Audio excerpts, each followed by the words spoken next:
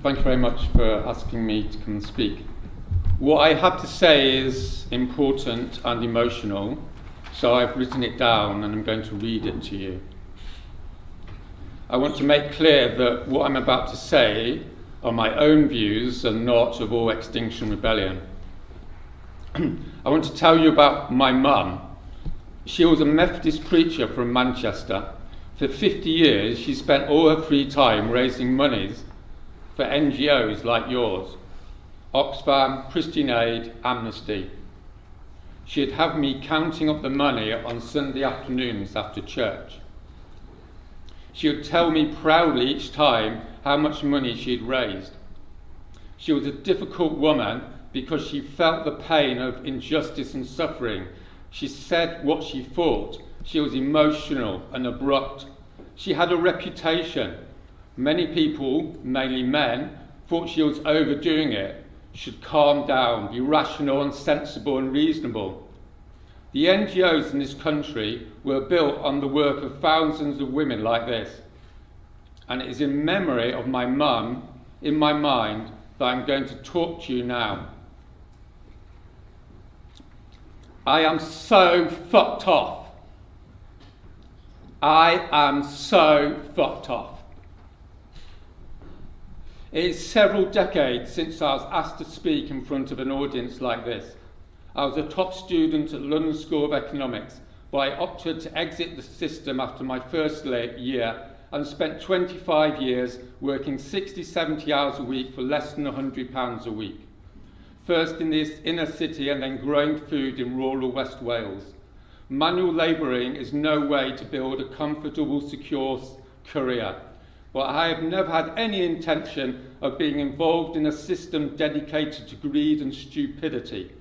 A few years ago, it rained every day for 7 weeks. 15 acres of vegetables rotted in the ground.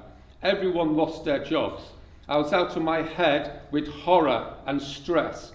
Then we had the coldest winter ever, and I lost all the winter crops. Then the warmest April, then the dullest August, the list goes on.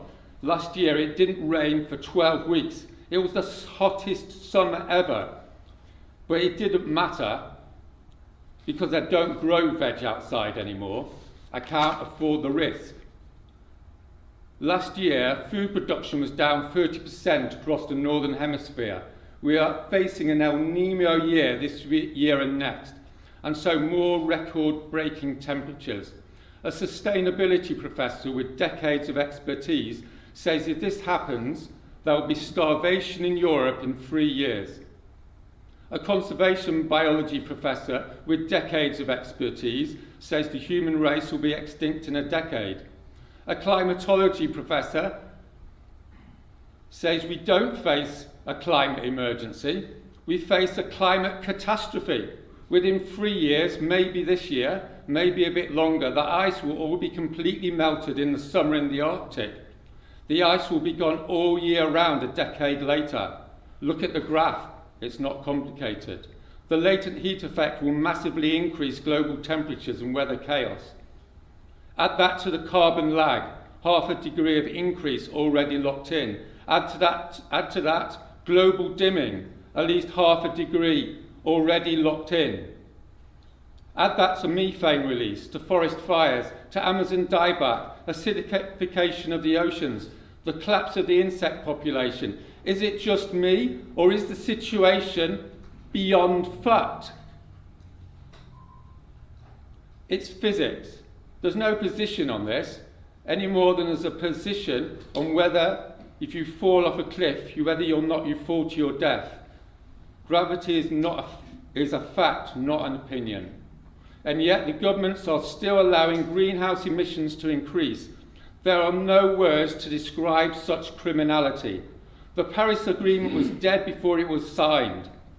History's greatest act of mass self-delusion. All this means one thing: no food. At 2 degrees centigrade, you can't grow grains at scale in the centre of continents. It means economic collapse. That means mass starvation. Many people won't die from lack of food. They'll die from the secondary effects. The slaughter of global war, mass mental breakdown, mass torture, mass rape. You all know this. It's all connected. It's the end. It's over.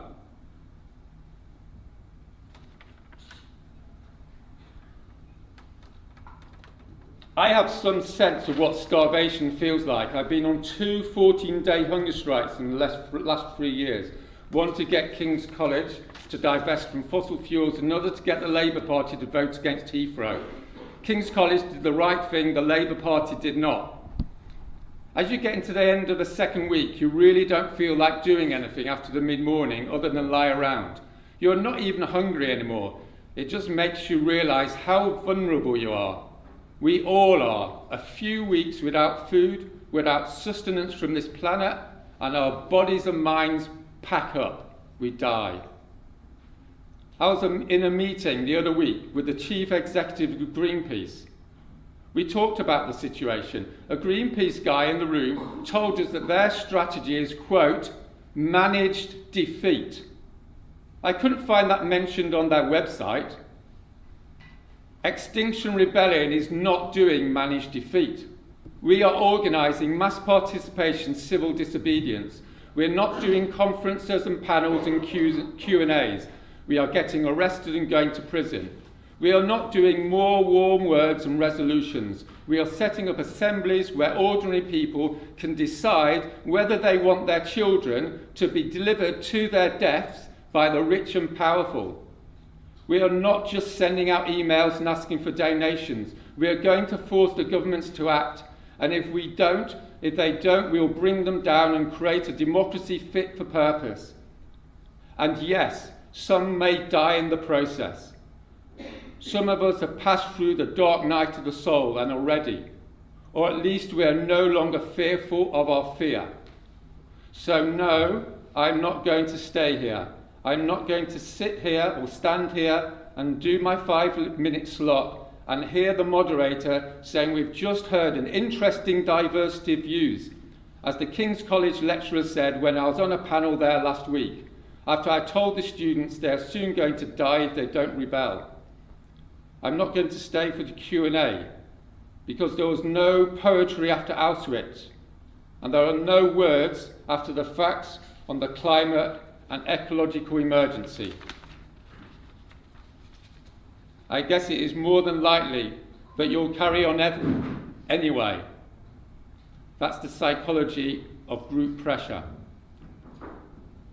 Some of you are upset, I'm sure, but there's no real change without pain.